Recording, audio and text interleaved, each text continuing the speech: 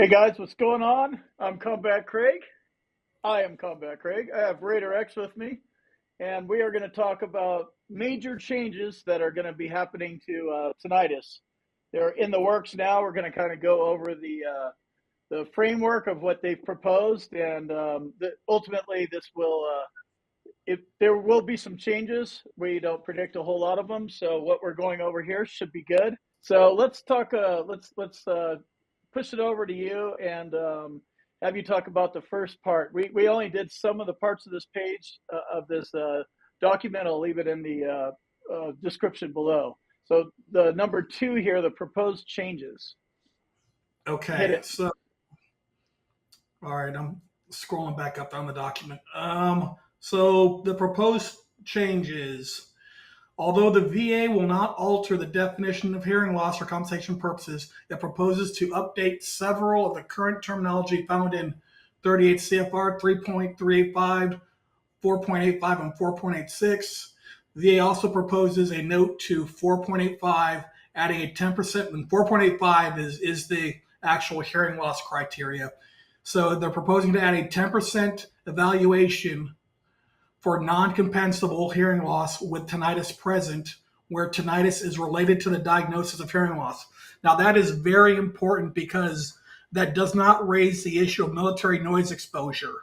And we don't know, to be determined, how military noise exposure is going to be impacted in the future by tinnitus. That's going to be a big question mark, which isn't answered in this document. So just stay tuned for that. But bottom line, what that means is if you have a 0% evaluation for hearing loss, which most people will, you're going to get and if you have a diagnosis of tinnitus, which is related to that hearing loss, then you're now going to have a diagnosis of hearing loss with tinnitus, and that's evaluated at 10%. So they're basically combining the two. So kind of like for rating purposes and claim purposes and strategy and stuff, it that part doesn't change too much from now. I mean, the way they do it is different, but right now you get a 0% for hearing loss, 10% for tinnitus, so it's similar as it shakes out, right? Right now it is, but you got to remember though, I know they're going to combine it. I'm just being big picture. You should be no, focusing on small value claims anyway. right. But a lot of times when there's nothing near service treatment records and you're trying to connect a lot of things secondary to tinnitus, which you are able to do, you're legitimately able to do that. But the problem is now they throw an extra monkey wrench because now you have to have, now your tinnitus has to be associated with hearing loss. So before, where Right. you just had noise exposure hearing tinnitus, now that tinnitus has to be associated with hearing loss. So that, like I said, that throws an additional monkey wrench into the mix. So it's going to make it that Right. much harder. Yeah, that makes sense. Definitely, this particular change is not geared towards helping veterans, but you know these changes come depending on where you are in the claims process. If you're still active duty, been out for 40 years, finally thinking about it, these changes will happen when you're ready to file your claim. You educate yourself about the VA disability process and how they rate things. And this just to hop over here on the screen share. When he's talking about 38 CFR 3.385 and that kind of stuff that's highlighted, and there's this weird little $ thing, this is all the law, and that is the CFR, Code of Federal Regulations, Part 4, Schedule for Rating Disabilities, and that is where you need to go. So you find out, how your disability may be rated, so you could work that into your strategy. If your strategy is getting compensated in money, then which it should be, then you want to go after things that actually pay. Hearing loss and tinnitus will end up being a way to establish service connection. That doesn't really change a whole lot. So let's go down to this next part and talk about how this change how this change is going to look. So let me scroll down here, and we'll go to that. You know what we're talking about. Okay, so you right at number 4, percentage evaluation for hearing loss. Okay, so the VA third one down. Yeah. So the VA proposes to evaluate tinnitus as part of its underlying pathology and to delete diagnostic code 6260 entirely. So 6260, as we all know, is the diagnostic code for tinnitus. So they're going to get rid of that diagnostic code entirely. If you're already service connected for tinnitus, don't worry about it. You're grandfathered in. They're not going to get rid of your current 10% evaluation. They're just, once this law comes out, which right now looks like April of 2025, it comes when it comes, but tentatively we're looking at April of 2025 for this to kick in. So the old rules still apply. We're just going over what's being proposed for the future.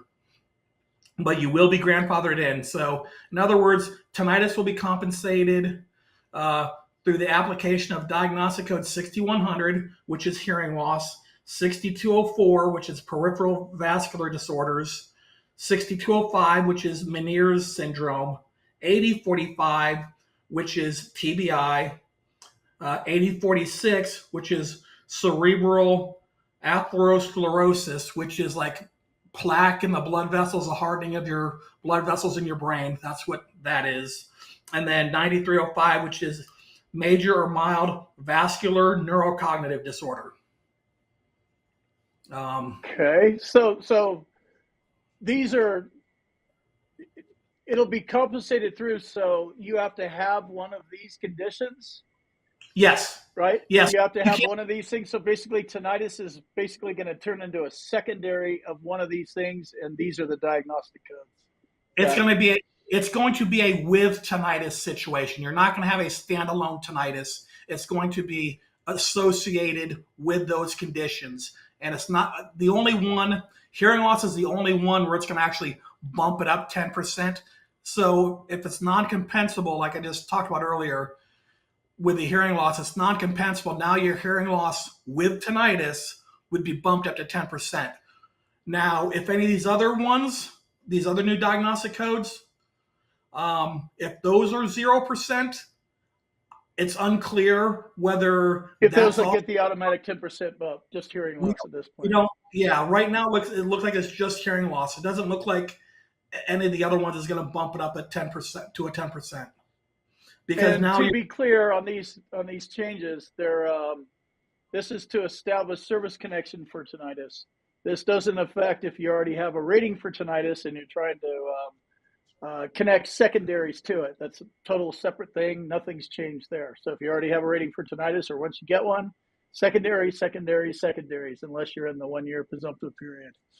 Let's continue on the screen share.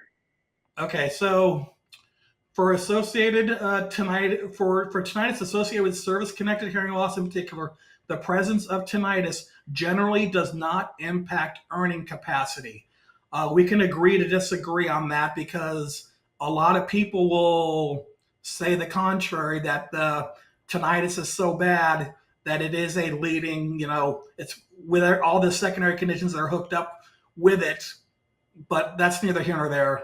We can agree to disagree. Yeah, but there's the loophole word in there, right? Generally, that's like using the word normal, like normal people. That's undefined. So general, just when you take everything with a grain of salt, there's loophole words in here. Generally is one of them.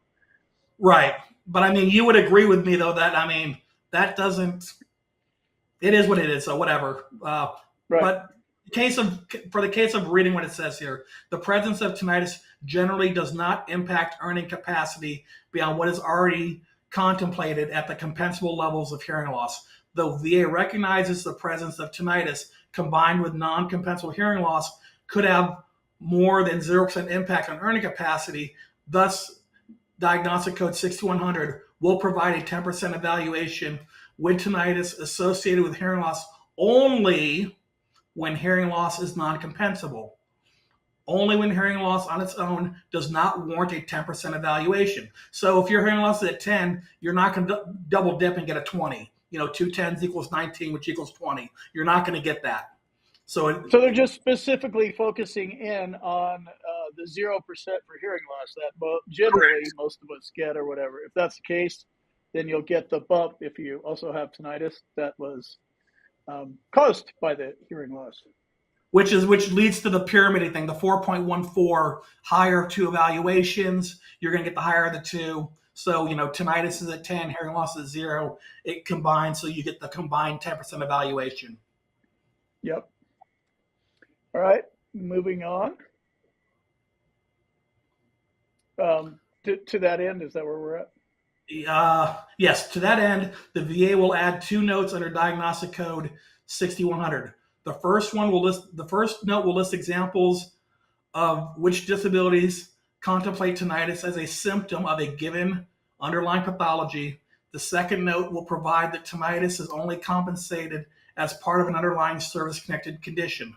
The VA notes this proposal will have no impact on veterans currently in receipt of service connection for tinnitus under Diagnostic Code 6260. These evaluations are governed under the provisions of 38 CFR 3.951A, which is basically, which I refer to, they're grandfathered in, so you're good to go if you've already got service connection established separately under 6260. It's just 6260. When they say notes, is that like the law is going to remain the same in the CFR, and there's going to be like an asterisk or something? Is that if you scroll down toward scroll down in your document? Yep. Keep on. Oh, there's an example down there, huh? Yes. Yeah. If you keep on scrolling toward the end of that, you're going to see the proposed rating schedule. Oh, I see it. Yeah. So I see it right here. So it'll be 6200 and then note. So it's not an asterisk. Yes. It's just note : Okay. Right. Actually, you'll see the number 6100 right under the hearing chart. You'll see 6100 hearing. And then you see the note. I'm in a different place. This document has like 1,000 pages, but yeah, I'm showing it on the screen right now. All right, okay. Cool. So how are you feeling about this? What do you think is going to change? My sense is this is not a positive change for veterans. No, because we don't know how military noise exposure plays into it. Without knowing how military noise exposure plays into this equation, it's hard to say one way or the other. But the way it's looking right now, until military noise exposure is added in, we can only assume it's being taken out, because nowhere in this discussion is there anything to do with military noise exposure. And previously, tinnitus dealt strictly with military noise exposure and whatever your MOS was. Because the question that the examiner would be asked is, the veteran's tinnitus, one of the questions on the hearing loss exam, is it due to their military noise exposure?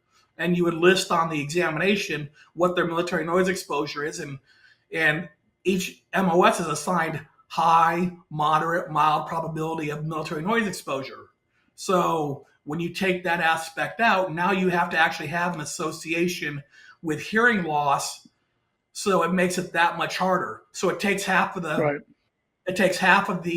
ways to have tinnitus established taken away from you, because now you can either be related to hearing loss or to military noise exposure. This doesn't show an avenue of where military noise exposure is going to be allowed to establish for service connection. So to me, that's that loud noise exposure list thing. The thing that it doesn't capture at all is what if you're tonight, like the military is 24/7, 365. So it can happen easily, not at work. So it doesn't capture that. There's plenty of places you could be, whatever, not, they still own you and Correct. All your problems. So I don't know if this just doesn't seem like it's going to make things any easier, but that loud MOS list, I guess that one worked in my favor. Let me jump in here real quick and tell you about my boot camp. If you want to learn more about the VA claims process, check out my boot camp. You can talk to me live. There's a link on the website and in the description, combatcraig.com. And also, if you need medical evidence like a nexus or documenting your symptoms properly, go to our website, combatcraig.com, and it says medteam/nexus letters. Click on that link, fill out the form, boom, you're done.